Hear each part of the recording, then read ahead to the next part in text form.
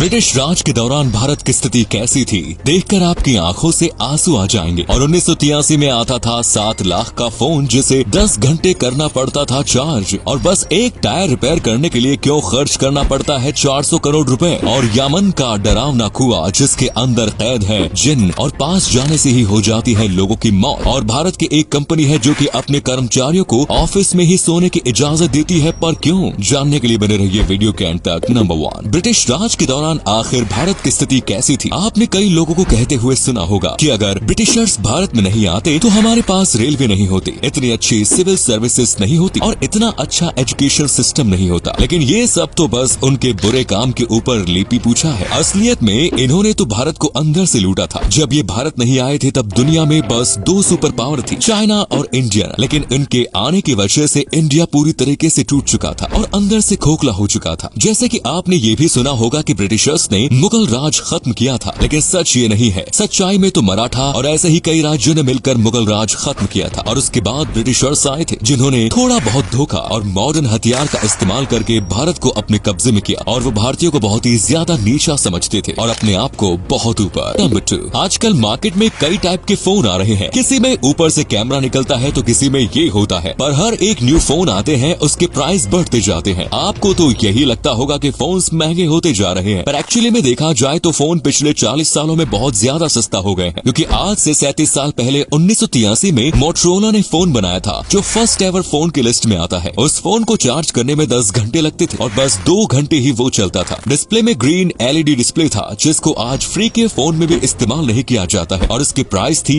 $10K यानी कि 7 lakh rupees. और अगर हम आज बात करें तो अभी के बेस्ट फोन आईफोन में फुल चार्ज करने के लिए 1 घंटा भी नहीं लगता है, और ये एक फुल चार्ज 20 घंटे तक चल सकता है। और इसका QLED 4K डिस्प्ले है और इसकी प्राइस ज्यादा तो है, पर उस टाइम से कंपेयर करें तो ये प्राइस दूर दूर तक नहीं दिखती। ये फोन आपको 70K के पास मिल जाएगा, तो टेक्निकली प्राइस बढ़ नहीं रहे हैं, कम हो रहे हैं। नंबर 3, दोस्तों सोचिए बस एक टायर रिपेयर करने के लिए 400 करोड़ खर्च करने पड़े तो वो कैसे होगा? जाहिर सी बात है बहुत ज्यादा बुरा तो नासा कुछ ऐसे ही प्रॉब्लम के साथ जूझ रहा है। नासा की जो भी रोवर दूसरे ग्रह पर मौजूद हैं, उनमें लोखंड के टायर हैं, जिसकी वजह से उनका वजन बढ़ जाता है। और अगर हमारे जैसे रबर के टायर इस्तेमाल किए गए तो अगर वो पंचर हो गया तो उसे रिपेयर करने के लिए 400 करोड़ खर्च करने पड़ सकते हैं, क्योंकि वहाँ तक यान को भेजना बहुत महंगा पड़ेगा। इसीलिए नासा ने ऐसे टायर बनाए हैं जो कि सच में एयरलेस है। अपने आज से पहले ट्यूबलेस टायर के बारे में सुना होगा जो कि बहुत ज्यादा अच्छे होते हैं नॉर्मल टायर से। लेकिन अगर किसी व्हीकल में हवा बिना टायर की हो तो फिर उसके क्या ही कहने, क्योंकि फिर पंचर की कोई टेंशन ही नहीं रहेगी। इसीलिए नासा वालों ने बहुत ही ज्यादा मजबूत और रबर जैसे सब्सटेंस से ऐसे टायर बनाए हैं जो कहीं पर भी चल सकते हैं और इनमें पंचर होने की टेंशन ही नहीं रहती। नंबर 4, यमन में एक ऐसा कुआं है जिसके पास पैर रखने से भी लोग डरते हैं। ये कुआं कितना गहरा है इसके बारे में कोई भी नहीं जानता। ड्रोन की मदद से भी इसकी हाइट मापने की कोशिश की गई है, लेकिन इसका कोई अंत ही नहीं मिला। इसी के साथ इसके अंदर बहुत अंधेरा है, इसलिए ड्रोन भी इसके अंदर कुछ नहीं देख सकता। लेकिन इसके पास खड़े होते हैं तो इसके अंदर बहुत ही ज्यादा बुरी बदबू आती है जो कि लोगों को बीमार कर सकती है। सबका मानना है कि इसमें से जो बदबू आती है वो जहरीली है, इसीलिए वो लोगों को बीमार कर देती है। वहाँ के स्थानीय लोगों का मानना है कि इसके अंदर जिन्नात कैद है और ये जिन्नात की जेल है, इसीलिए लोग इसके पास जाने से भी डरते हैं। कहा जाता है अगर कोई ज्यादा देर इसके पास रहा तो वो भी इसके अंदर अपने आप मोहित हो जाएगा, और यहाँ पर ज्यादा देर खड़े रहने से श्राप भी लग सकता है जिससे जिंदगी में बहुत बुरा होगा, इसीलिए लोग इससे दूरी बनाए रखते हैं।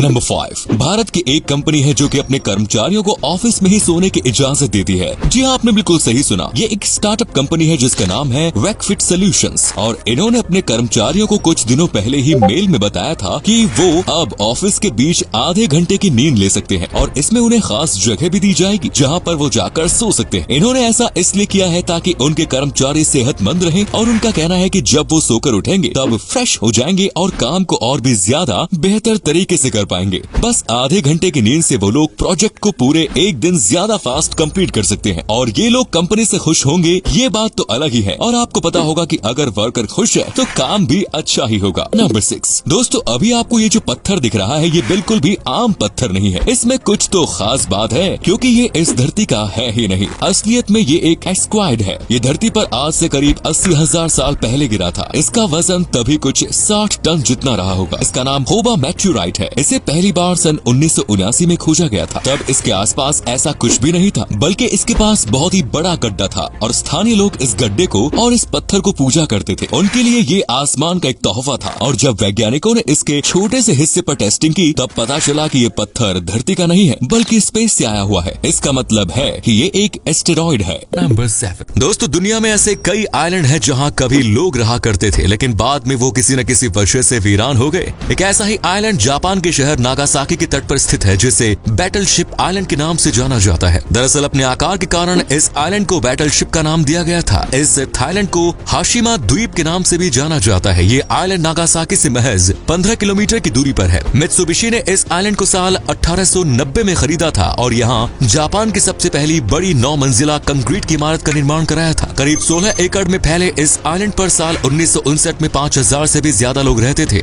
इस आइलैंड के पास एक कोयले की खदान थी जहां 1887 से लेकर 1974 तक कोयले के खनन का काम हुआ, लेकिन खदान बंद हो गई तो यहाँ रहने वाले लोगों ने भी आइलैंड छोड़ दिया। तब से ये वीरान ही पड़ा है। यहाँ स्कूल से लेकर अस्पताल और रेस्टोरेंट तक सब थे, लेकिन अब सिर्फ यहाँ उनके खंडहर ही दिखते हैं।